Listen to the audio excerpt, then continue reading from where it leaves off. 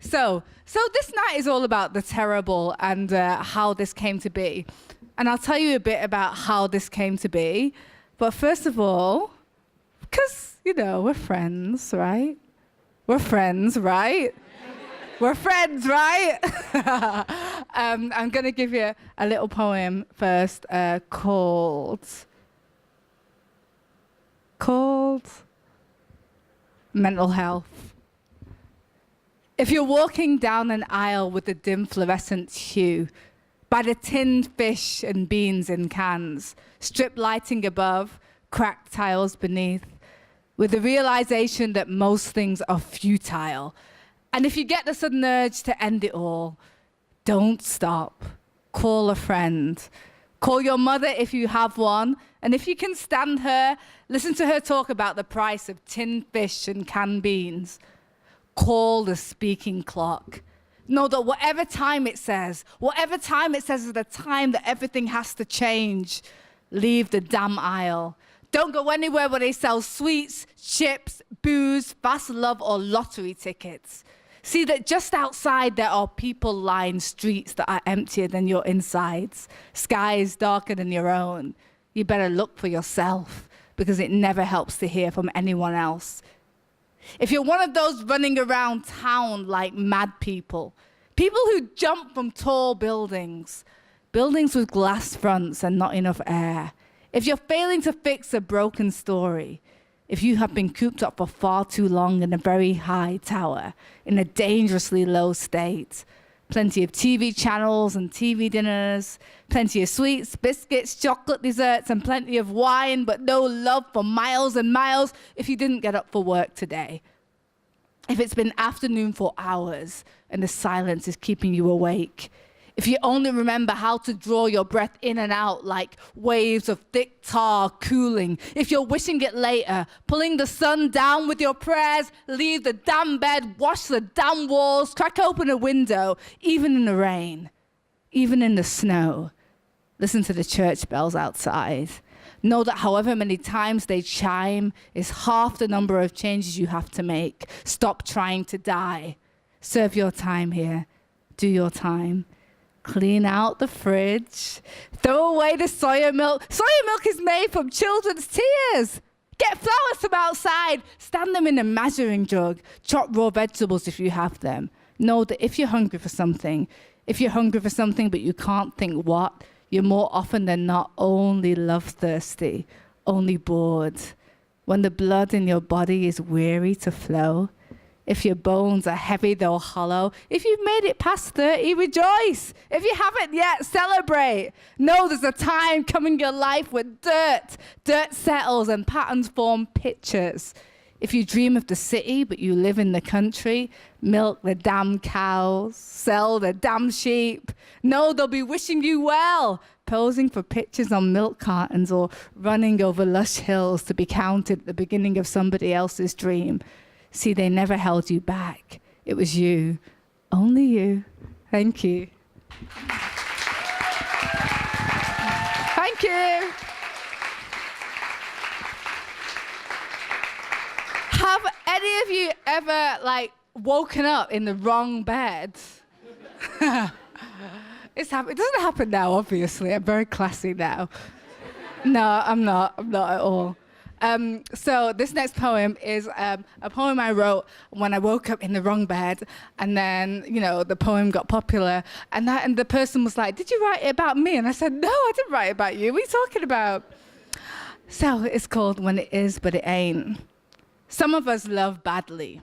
Sometimes the love is the kind of love that implodes, folds in on itself, eats its insides, turns wine to poison, behaves poorly in restaurants, drinks, kisses other people, comes back to your bed at 4 a.m. smelling like everything outside, asks about your ex, is jealous of your ex, thinks everyone a rival. Some of us love others badly, love ourselves worse. Some of us love horrid, love beastly, love sick, love anti-light. Sometimes the love can't go home at night, can't sleep with itself, can't contain itself, catches fire, destroys the belly, strips buildings, goes missing, punches, smashes heirlooms, tells lies, the best lies, chases lovers into corners, leaves them longing, seasick, says yes, means anything but yes, tricks the body, kills the body, dances wild, and walks away smiling when it is but it ain't. So let me tell you about the terrible. That's very good. So the terrible, this is my very beaten up copy that comes with me during all of my tour times. But the terrible happened at a time when there was this agent that I really wanted to, finesse, get. And then she appeared and said, do you have any more work? I've read Bone, do you have any more work? And I didn't have any more work, but I said, yeah, of course I've got more work, of course. And then she said, can I have it? And I said, yeah, of course. And so I just wrote ferociously 30 pages of a book that I thought would be about children and magic, this fictional book. And what came to pass was that this book was all real. It was stuff about me and my brother. And I sent it to her and she liked it. She was like, do you have any more? And I was like, yeah, of course I've got more. But I didn't have fuck all, I had nothing. And then that's how it happened. And then the terrible became this memoir. I would never have chosen to write a memoir. I mean, really, I wouldn't. I'm a very private person. I am. And then it came to be. And it kind of started to be written before I knew it was going to be written. And while I was still writing Bone. And what happened with Bone was I was depressed for a really long time, felt shit, didn't know why I felt shit. And went away to South Africa, ran far away to South Africa, as you do, as everyone does when they've got a problem, right? You run to South Africa. And one of the weeks that I was living in South Africa, I happened across this poetry night, walked in, it was a Monday night. This poetry night happened every Monday. And so they said, we're a poetry night. What do you want to do? Do you want to speak your poetry every Monday? And I was like, okay, I might do that. And they said, okay, do you want to write a poem according to the I guess they were kind of prompts every single Monday. And they said, can you write a poem about discord in the family? I said, yeah, I can do that. That's going to be very easy for me. And this was the first poem in Bone. And the reason, I guess, why I'm here tonight. And it was called True Story, because it's a true story. And here it is. It's not that Dad doesn't love you or your brother, said Mum, greasing up her ashy legs with Vaseline. And it's not that your Auntie Amy's a man-stealing, cheating, backstabbing bitch who can't keep a man, so she has to steal somebody else's. He and I just don't see eye to eye anymore, that's all. And he wouldn't stop eating cashew nuts in bed. It's not that your mum and I can't stand each other, said Dad, pushing a dirty £10 note into my jeans pocket, or that I forgot about your birthday, but I need time to think. I'm moving in with Amy. And anyway, your mum cooks with too much salt. It wasn't so much an affair, you understand, said Auntie Amy, lacing up my brother's small Nike trainers and picking out my knots with a wooden comb shaped like a fist. But a meeting of minds, outside of our respective vows. And bodies, muttered Mum when I told her later. Two-faced tramp, what a joke. Don't tell anyone I said that. Hear me? Don't tell anyone I said that. It's not as though your mum's exactly an angel either, said Dad, with blood-red eyes and a pulsing vein in his forehead, finishing the last of the whiskey. And Auntie Amy said, easy, Winston, you've had a lot to drink. And Dad said, don't tell me what to do. Not even my wife yet, and you think you know it all? Yeah? You think you know it all? It's not that your family are going to hell necessarily, said Grandma, boiling up the green banana, yam and dumpling and grating the coconut onto the rice and peas. They must just accept Jesus Christ into their lives and put away the drink and sin and all the lies. Now go and wash your hands and set the table. Don't worry, girl, we pray for them tonight. True story.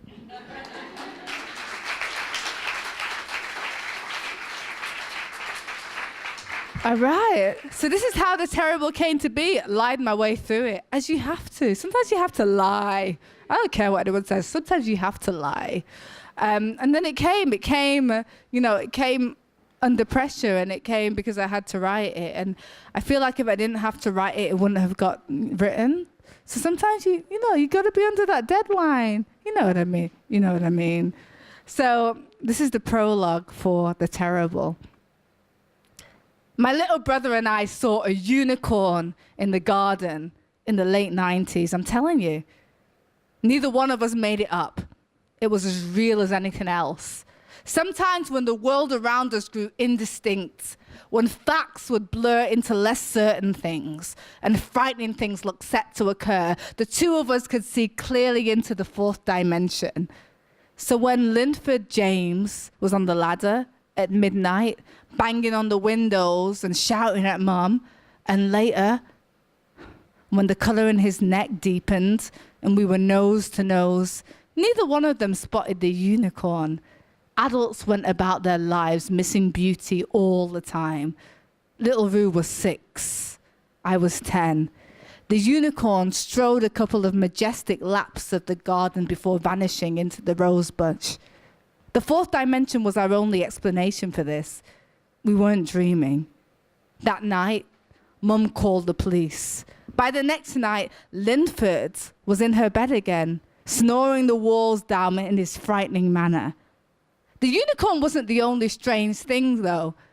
Living up in Chorley, up in the north, we were closer to the sky than most. What luck. Little Rue often saw things written in the stars, signs, facts, and other things. I'm telling you, he knew why adults said the things they said and why they didn't mean the things they said, and even less what they did. Sometimes it wasn't answers that he found, but entirely perfect questions. A genius, my little brother. Okay, so let me tell you a little bit about what it was like growing up. And I'm gonna, this is in a nutshell. So does anyone know about Seventh-day Adventists? Oh my God, there's a lot of, there's a lot of us. Us? Is it still us or is it them? Oh, us. Okay. I'll assume us, yes. So we were Seventh-day Adventists, and we went to go and live with our grandparents. But before that, we lived with our mother.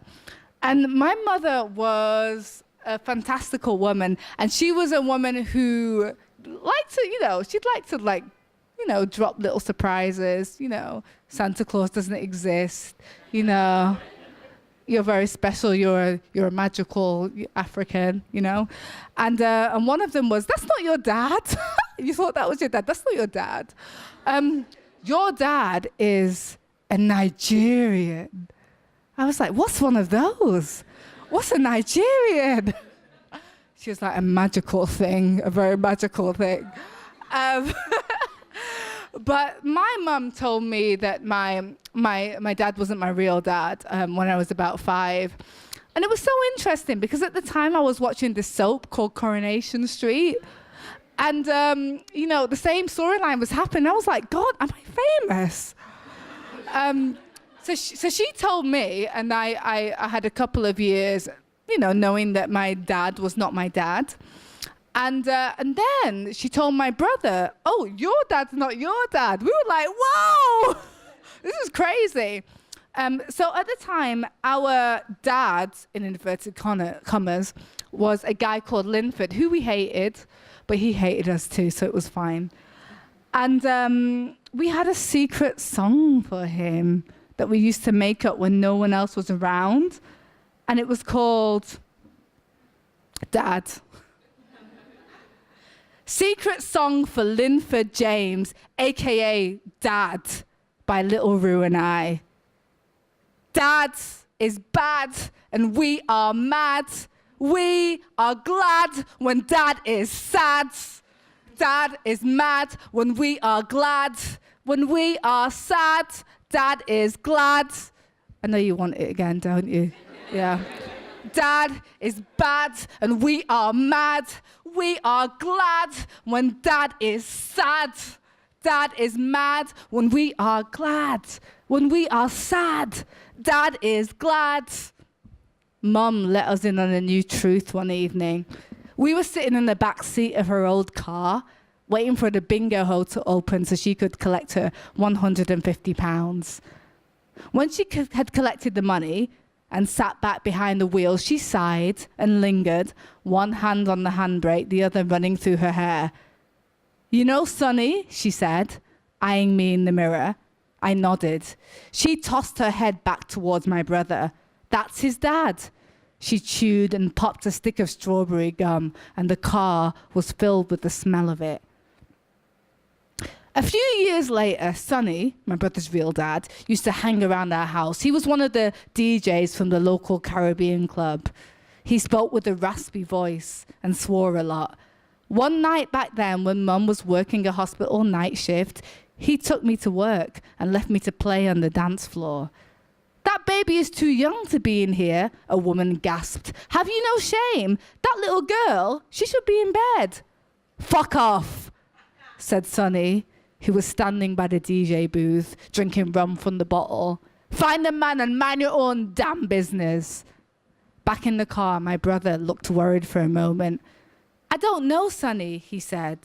"No," said Mum, "nobody does." My brother seemed happy with that.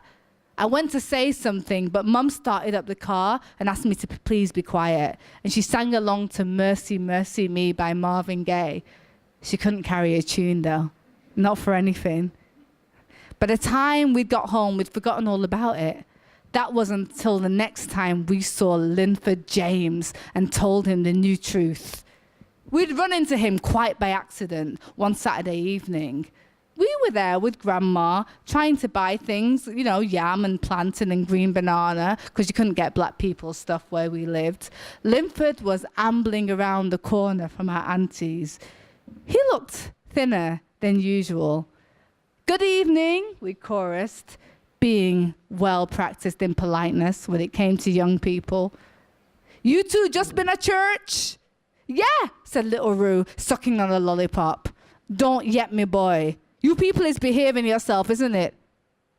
"How you like staying with Grandma?" Little Rue fell silent for a moment, kicked up some dirt by the fence, pulling it into a mound of earth with the tip of his shoe. "Stop doing that," said Linford. "Those little shoes cost money, boy." My brother pulled his lollipop out of his mouth. The middle of his tongue was bright green. "You're not my dad," said he. Linford's face gave a hint of a movement, a half jerk. "Who tell you that?" "Mummy," said Little Rue. "My real dad is Sonny. Sonny plays records at parties." "It's true," I nodded. "It's true, Mum said." Ha ha ha! Linford stared hard at us. He stood still for a while, working something out, nodded, and told us both to take care. His voice was wet. We felt wrong somehow. We watched him float away and down the street like dust. Linford went away for a while after the new truth, leaving his crinkled shirts hanging in one side of Mum's wardrobe and his toolbox and shoes in the cupboard under the stairs. Mum wasn't the type to cry over things like this. She said she had a cold, and that's how her eyes watered.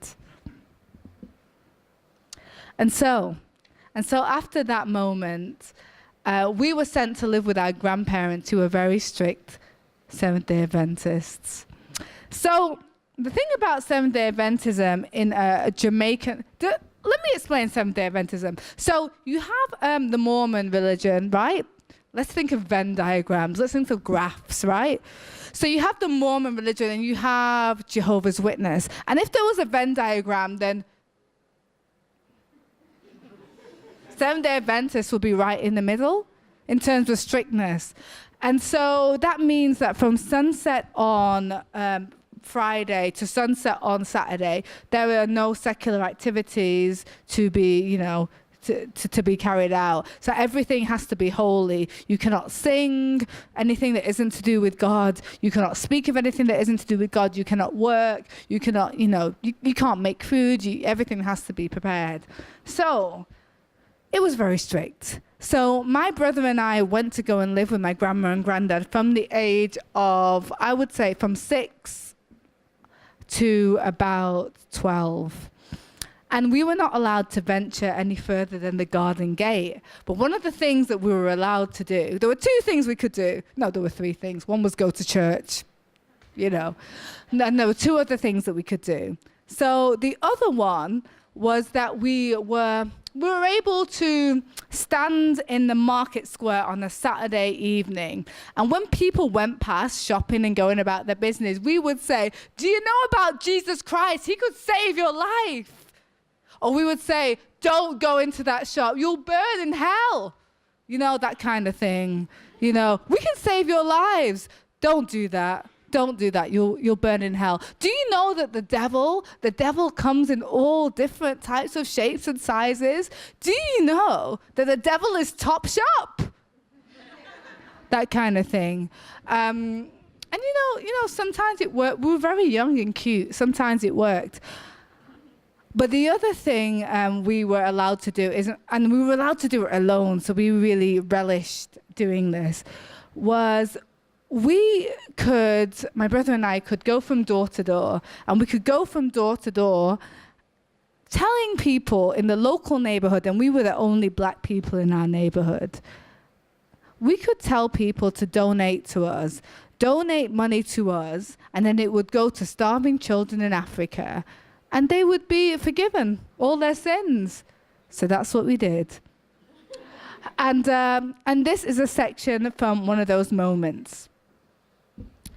"Do you think," asked my brother, hands on little hips, "that mum doesn't love us enough, and that's why we have to live with grandma and granddad? We are going door to door, collecting for worldwide Advent missions, selling images of thin, smiling African children to the families in the neighborhood." My grandparents and the church are behind this. I nod my head. I think she loves us a little bit, but not as much as other people's mums. Is it because we're black? Granddad says that the world hates black people. No, because the people at church are brown and they are with their mums, and mum is brown too. Granddad says that we're black, not brown. No, coal is black. Night and evil things are black. Brown sounds better, little Rue. Say brown. Okay. A teenager with deep-set eyes and a shaved forehead opens the door and yells at whoever is in there that there are 2 gollies on the doorstep before pounding up the stairs. The next thing we know, the parents are staring down at us. In his sweet little voice, my brother launches into a perfectly rehearsed, "We're collecting for Adventist Trust. Would you like a postcard or a fridge magnet?" Their faces relax a little and they nod their heads, but they give us 50 pence each anyway.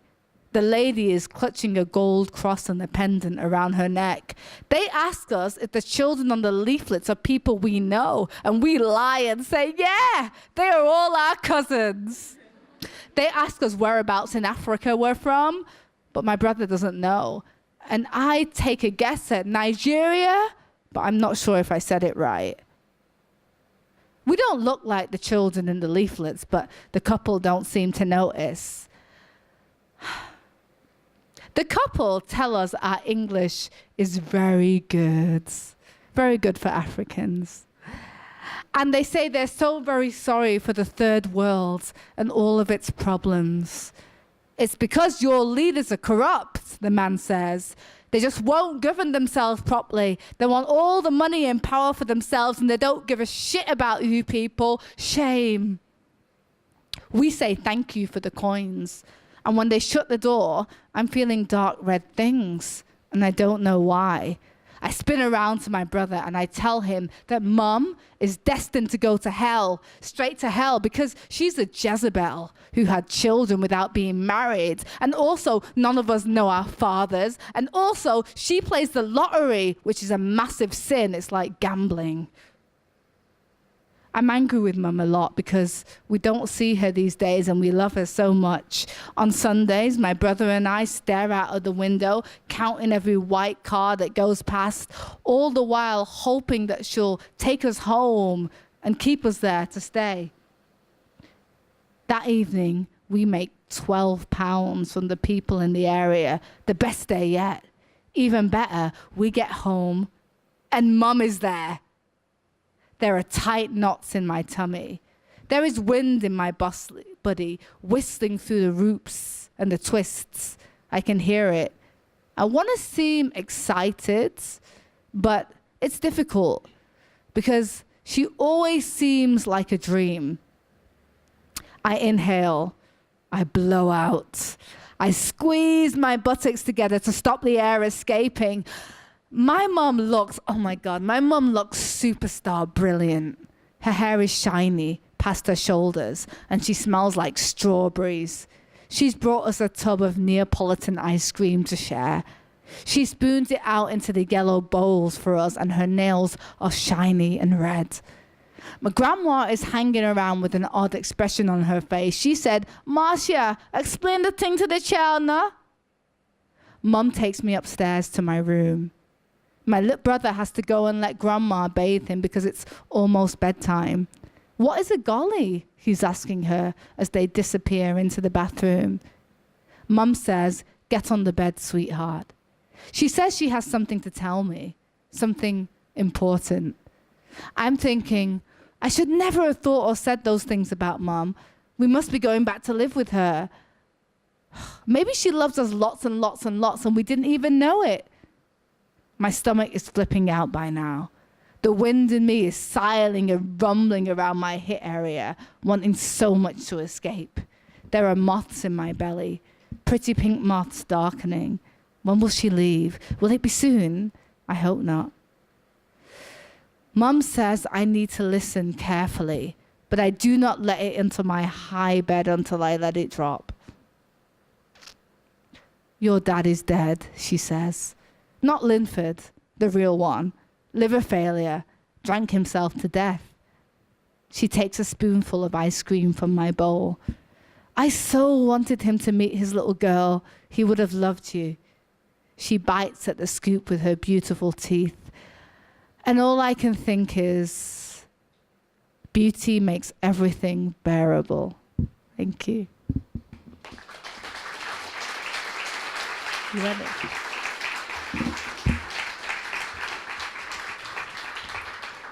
So I didn't tell you before because I forgot. This space is now open. You can ask any questions you want, any questions in the world, in the entire world. There is a mic going around at this moment in time. Yeah, ask any questions that you want to ask. Does anyone have any questions? I've got a question. Do you have any projects in your head right now? Anything up next for you now that this has been published and is out there in the world? Do you know what's really interesting is when people ask that. Is that so? It's like, so yeah, I have a few, but I'm not going to tell you them. It's very private. No, all the time, I always have things, I think of like 10,000 things at once. And so there are lots of different windows on my computer right now, but they're all top secret. And like, how could I give them to you? That would be premature. So I will say yes, but then keep everything else close to my chest. Understandable. Yeah. We've got one over here. Can you talk to us a bit about your writing process and your writing or editing process? Like, do you have to be in a certain space, headspace, or physical space, where you get your inspiration from? So, let me take this off. This is crazy. Let me take it off. So, no, because I'm moving around so much in the moment, there's not a place I've got to be in. But there is a headspace, and I like to write in the morning, like fresh out of dreaming, when everything is possible. You know when you've been dreaming, you tap into that space, you're like, oh, this happened. No, it didn't, but it happened, And then you wake up, and all of this stuff can happen, and you start writing it down, and you write it down for I found that what happens, you write it down for 10 minutes, and then usually you get back to it, and you might be like, this is shit. Or you might be like, this is amazing. And then you get that stuff, and it becomes like the cornerstone for a lot of your writing. And I would say a lot of my best writing is writing when I haven't engaged my own brain and when I get out of the way. And then, I'm out of the way. I'm not there. I'm not there. It's like it's passed through this body that is still half asleep, but it's still open to the other stuff that comes in that moment. And a lot of the stuff is unedited. When it is, but it ain't, a poem that I put in there near the front is unedited because it was at that time. Granted, I was a bit drunk. I was drunk. But I was still, I've been sleeping, and it was real. And that was, yeah. So I would say, write them closest to your time. I find that when the day has happened, there's just too much on me. I'm too affected by everything that's happened and everything in the day, and I'm too weighed down by reality, bills and shit. But that time is really good. My airy fairy time. Yeah. Did that answer the question? Did it? Good. Hello. Hello. So I know you said that when you first started writing this, you didn't know you were going to be writing this memoir. So I wanted to know, once you got into the groove of writing it, were there any periods of your life or stories that you started to write about that once you finished that part, you were kind of surprised that you were putting that in there? Do you mean was there ever a part where I was like, oh my God, when you finished writing it, you're like, oh, I didn't know I was gonna put that in this. Yeah, because and this is the thing with writing a memoir. So you're like, you can't pick and choose. I can't be like, I would put these wonderful parts about me in here and then delete all the rest. No, I had to put all the shit in there, and I really did. I really put a lot of stuff that I thought I would never tell anyone else in the world. But the thing is, when you commit to making a piece of art that is truthful, you can't then halt it or stop the process. You have to do it, And I don't want to say fortunately or unfortunately. It just came out, and it's there. Now it's there. But I am dedicated to being honest in what I write, and are there parts that were difficult to put out there? Yeah, I think so. But I don't regret any of it, and I'm happy that it's in there. Once I decide to do something, you're doing it. You're doing it. So, I was surprised. I was surprised by all of it because I don't plan it. So, it just came out. Any more? Hey. Hey, thanks for the talk. I was just wondering, you said you spent a bit of time in South Africa. What was your biggest learning experience, would you say, with your time there? My biggest learning experience was that, I think it's a quote on the the Americans, right? So there are two versions of the terrible. There's the American one, the English one, and the English one is all white on the back. It says, "Oh, Yrsa Daley-Ward would like to say this," and the American one was like, "You may not run away from the thing that you are because." So they're very different. One's theatrical, and one's just like, I'm just an author trying to put my story in the world. The other one's, I'm an author trying to put my story out in the world. So this one is, it's basically what I learned. You can't run away from the stuff that is difficult. for you, because it comes. And I went away to South Africa because I felt I had such bad depression, like really bad, and just decided to go away because I couldn't stay. Like, you've got to move all the time. You've got to move to feel better, you know. And yes, someone said yes, yeah, yes. So yeah, you've got to move. And it was one of the things I learned was that, yes, I moved, but I couldn't feel better until I dealt with it. Because this thing was coming. I call it the terrible. I personify it in the terrible. It's like this little monster going, oh, remember me. You thought you'd left me, you haven't. So that was what I learned. You have to confront that thing because it's just going to follow you. Even if it gets a later plane, it comes like you know, a few months too late, it's still gonna be there, and it'll climb up with you in the bed, you know, and be like, remember me. So that's what I learned. Like, you deal with it because you're gonna carry you around with you everywhere, and all the facets of you are gonna come, even if they're delayed.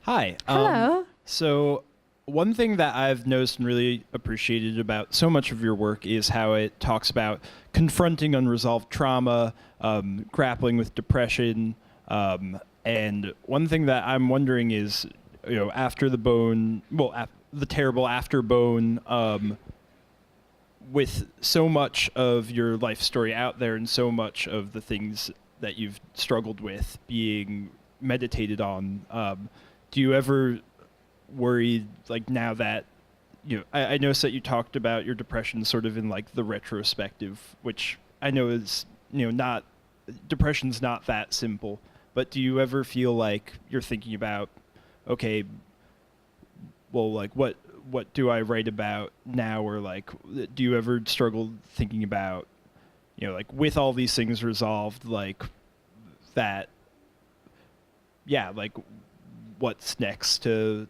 unearth or deal with in your writing? So do I ever think about like what else there is to write about, and like what new things I can unearth?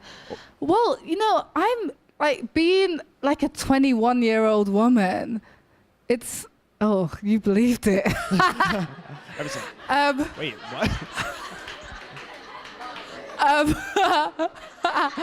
No, I'm sorry. No. Yeah. No, I mean, no, I mean, I bought it. You want it? Do you believe it? Yeah.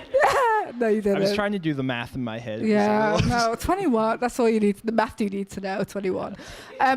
No, because we're always growing. I'm always changing, and so yes, there's that to write about now. But then there's going to be other stuff. Even from Bone to now, I think, oh my God, like, I'd write it completely differently now. And the beautiful thing about being an adult and being like continually growing and, you know, amassing new experiences is that there's always stuff to write about. You know, there's so many things I haven't experienced yet, and there's so many things that other people have experienced that I can write about, and so many things that I can see in other people that I have to write about. So no, and yes, a lot of it is very public, but it's all a moment. I mean, those books, they're just a capsule, you know. So there's, even in the terrible, it is what has happened, but it's a little skinny book, so it's a capsule, you know. So there's always going to be other stuff to write about, and I fully believe that, and write about better. You know, I look at that, I'm like, oh, I could have done more with this text, you know, but then that's for the next book, isn't it? Yeah. Thank you. That's very reassuring to hear. Oh, wow. Two more. Everyone has one. There you go. Okay. Hi. Over here. Hi. Hi. So I have a really general question. I just want to know what kind of inspired you to become like a writer in general?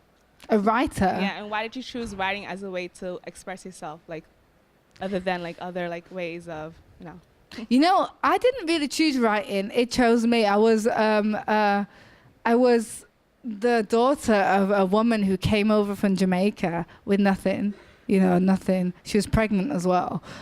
She came over from Jamaica, and she taught me to read really young. Actually, she wasn't pregnant with me. She was pregnant with my older brother. She taught me to read really young. So I had this inquiring mind, like super early. I wanted to know why people say that when they really mean something else. Why people lie when they really mean this. And I was reading everything. I was reading the Bible. I was studying positions in the Kama Sutra. You know, I was looking at everything. No, it really was. And so it gave me like medical journals, everything. It gave me this kind of curiosity, you know. And I'm not suggesting that you expose your children to the Kama Sutra, no, but like it gave me this curiosity and this understanding of adults and what we do and what we hide and why. And you know, what are you going to become? You're going to become a writer or a performer or an actor or something like that when you're open to that really young and you want to know the intricacies and the complexities of people. And I think that's why it happened, you know. And she also taught me to read really young, and that coupled with that is just heaven.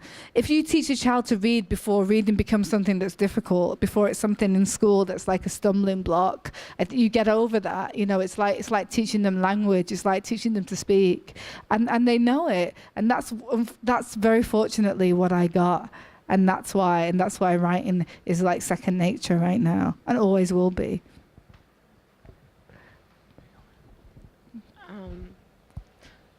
Kind of asked my question, but what advice would you give someone who wants to write but also feels like they're not that they're stuck, but have struggled putting things into words? Because, you know, a lot of my friends tell me that I have a very interesting mind and I have stories to tell, and even when I write poetry or whatever, I still feel like it's not good enough. And I think, especially as creators, we are our hardest critic. We're always judging our own work. But when you do have like a secret passion that you want to put out there, you want to like master, but then you struggle with other things and you feel like you're just stuck and you feel like your work is not good enough, what advice would you give that person? The advice I would give to you is to trust your work. Trust it. You know, why do you think that somebody else would be better at it than you? And there's definitely nobody better to tell your story than you, in your words and exactly how you'd put it. So I was, you know, what is there's a feeling that it's not enough. You know, I understand the core of that, but it is because it's your story. No one's going to tell it. So I would say trust it and keep diligently doing it, even if it's like you're going to do it for like 20 minutes a day, you know, because consistency is better than, you know, the quantity, you know, doing like 3 hours once a month, which is what I do. No, it's not good. No, to be consistent and really trust it, because you can do it. You can do it. Everybody can do it. Yeah. Hi. Hello. How are you? I'm good. Living my best life right now.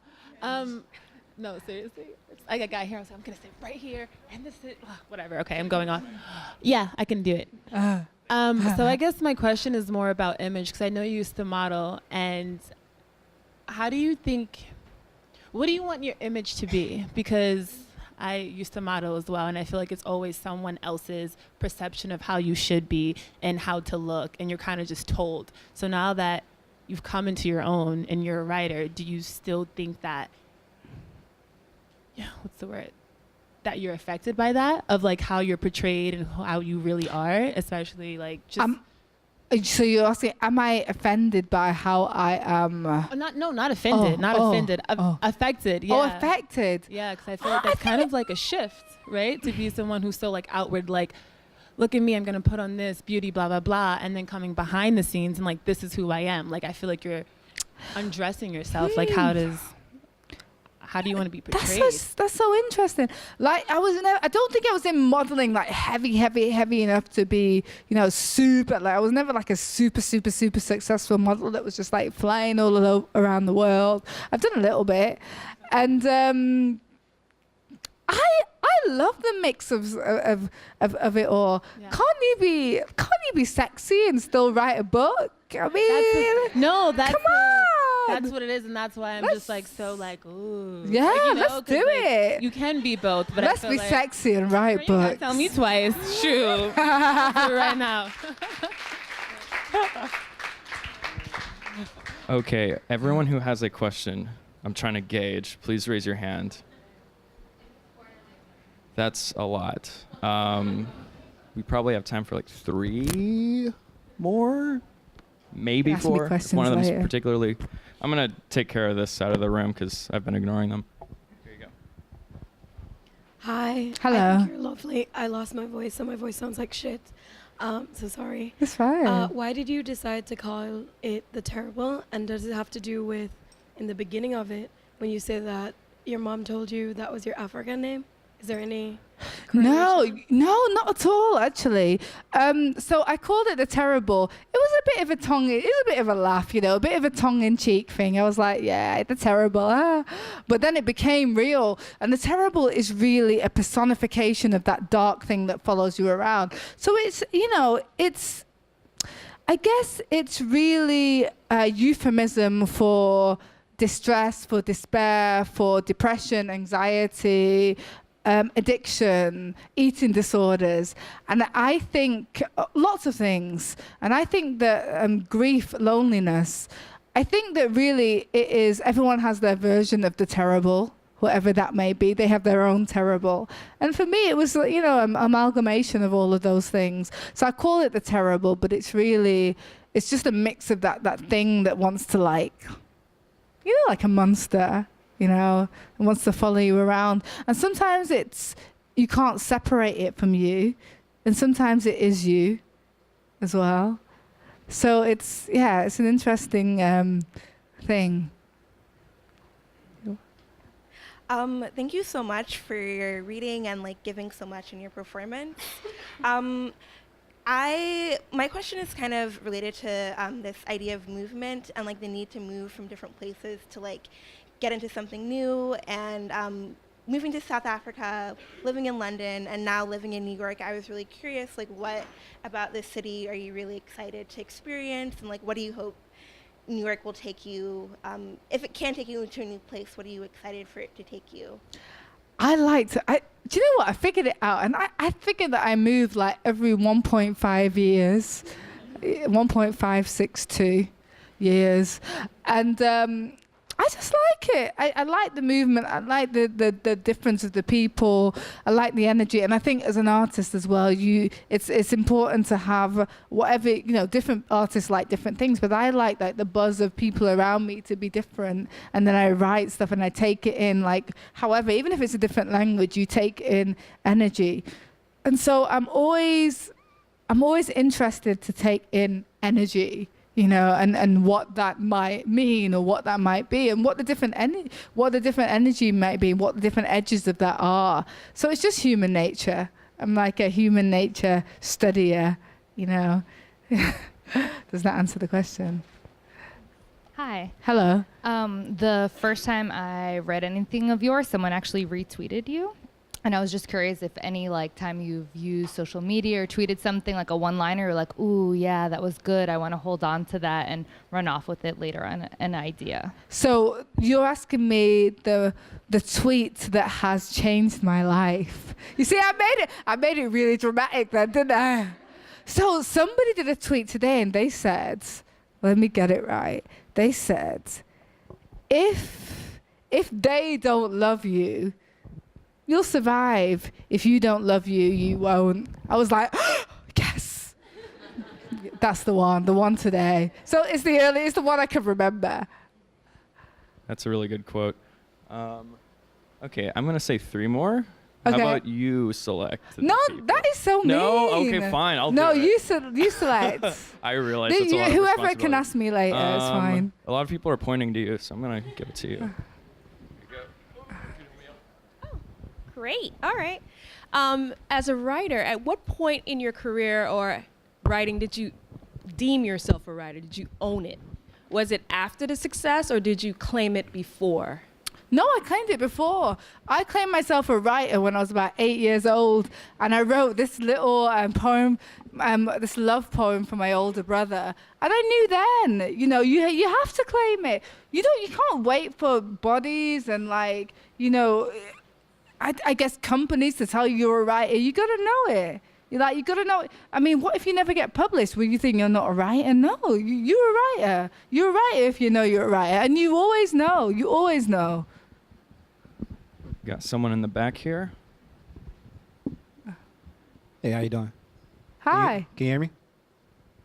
Can everybody hear me? Okay, cool. I can't hear myself. Hi. Hi. All right. So lately, there's been a lot of things in the news about mental health, depression, and high-profile suicides and things like that. What gets really underreported is the high levels of depression and suicide from people that come from where we come from, people that look like us, specifically Black women. And being that your writing really goes deep into, you know, the dark parts of your life, and it connects with people, how does that make you feel? Like, where do you stand on how Black women are like under supported when it comes to mental health and depression? Where do I stand on how Black women are unsupported when it comes to mental health and depression? Well, I know it to be a fact because I am one. This is why, like, I think talking saves lives, you know, it does. And we've got to start having dialogue. And yes, Black women, everybody actually, because it kills Black men. It kills the men of what they call a minority. I think that the role of the artist is a huge one. And that is to kind of dissect the things that are difficult, to mine the very difficult, and talk about it as fact. And when we start talking about things as fact, then we start bringing it out into the open, because it trickles down into the mainstream. Even if I'm writing something in poetry, and then, you know, or someone's writing something in a film, and then something happens in a song, but it's really important that we talk about it. When we talk about things, whether in literature or in a film or in, I don't know, art, a painting, we act as a bridge. And when we act as a bridge, then people can feel less isolated. It's James Baldwin, isn't it, that says, like, you think your pain and suffering is unprecedented in the history of the world, and then you read. I think for a lot of these cases, if people knew that other people felt the fucking same, that were in the next house over to them, or the next apartment block, or the next building, the next room in the same apartment block, then we wouldn't be having these problems, because we know that other people are sinking. You know, we know that people are drowning in this, in the same amount of pain, but we don't know. We think everyone's fine. You know, we look at the Instagram squares that are perfectly curated, and everyone's the perfect lighting, and everyone looks really good. I mean, the View's Facetune, obviously. Some of those girls, they're like, anyway, you know. But you know, we think that everything's perfect, and it's not. And I think that by drawing attention to those things, we could do a lot of work in whatever medium speaks to people. And it's not poetry for everyone. It's not listening to things. It's not podcasts. For some people, it's a film, or for some people, it's hearing it in a song, or for sometimes it's group support, or sometimes it's sports. You know, it's the way that sports are teach. But we've got to that brings us all together. And I think that's the thing. And specifically to Black women, I think that we're lucky that I've just been in the UK, and there are so many books that are coming out by Black women authors. A book called Slay in Your Lane that's coming out by these incredible duo. There's a lot of that happening now, and I think that you have to just be open, and you have to really look at what's happening around you, and pay attention to things, because there are people that are just like you, going through the same things, you know. And then the more we have solidarity, you know, and the more there's a collective, the less alone that we feel. Yeah. Couple more questions. Looks like there's only 2 hands. All right, here you go. Hi. Hello. So I have a question that you might just be like, no, I didn't have this moment. But when you talk about, you know, facing the terrible, facing your past and the hard things that you don't necessarily, or you might not want to write about, but you have to, and you feel like you have to. Did you have a moment of clarity, or did you just have a moment where you realized, okay, you found power in your past? I guess what I'm trying to say is, can you explain how you felt when, did it all just happen at once, or did you have a moment where you just realized, okay, I'm really facing this right now, it's happening, and how did you feel? Do you mean in the writing of the terrible? Did I have moments where I was like, do you mean while I was writing it, or do you mean... Did it happen while you were writing, or, you know, where just one day you realized... Well, a lot of stuff in the terrible had happened already. So I was writing about stuff retroactively. So I was writing about stuff that had happened, and I was like, oh, wow. You know, but a lot of it, you have to have processed it to even write about it. Because a lot of the terrible, as you read it, is really gritty, you know. There's a lot of stuff in it that's like, oh, okay, I didn't think I was going to put that in there. But I think that I knew what was going to go in there. I had an idea. And as I was writing it, I thought, God, this is heavy. But I was in the process of writing it down, and I wasn't going to stop it. I wasn't going to go, oh, no, it's, you know, I'm not going to write that. So I put it down, you know, and that's how it ended up in there. You can't halt the progress because it all starts to come. And when it comes, you are not, who are you to stop it? You know, you're the conduit, you know, you're the author, but you're not really, because this stuff is happening, and it's happening, you know, the power, it comes through you, and then you've got to get it down onto paper, and that's it, you know? So I couldn't get in the way of it. I couldn't say, no, I'm not writing that, because it was coming. It was like, fuck you, I'm not coming through anyway. So that's what happened, yeah. Final question right here. So your storytelling is absolutely beautiful, by the way. And I haven't read The Terrible yet, obviously, but in reading Bone, it feels like your stories, your poetry is very much connected to the experiences that you've had with your family. And I wonder, you speak even tonight about your brother, both the older one and I guess little Rue. Yeah. Have they had a reaction to your work, and your mom or your aunts or whoever it is that you seem to write about as part of your experience? So the only person who has seen the book so far, because no one else has, they're gonna kill me when they see it. But the only one is my little brother, and the book is really a love letter to him. It's about us. It's about our lives. And I sent it to him because I was like, oh, are you sure that you? Well, let me just show you. I'm writing this book, okay? It's a memoir, and there's a bit about you in it. Have a look at it. And he looked at it, and I was like, oh shit, it's gonna be like, why have you written this about me? And he looked at it, and he was like, I love this. Put more in it. Then he was like, put the bit about the gun in it. Put the bit about the gun. I was like, are you sure? Because this is your story. You know, there's the police. Put the bit about the gun in it. So I put the bit about the gun in it. And that's how it happened. You know, he encouraged me to put more in it because I didn't want to, you know, there's a line between kind of telling your story and then telling someone else's. But, no, he was happy. And he's the only person, actually, first of all, I care about, you know, and because there's so much of him in it, you know.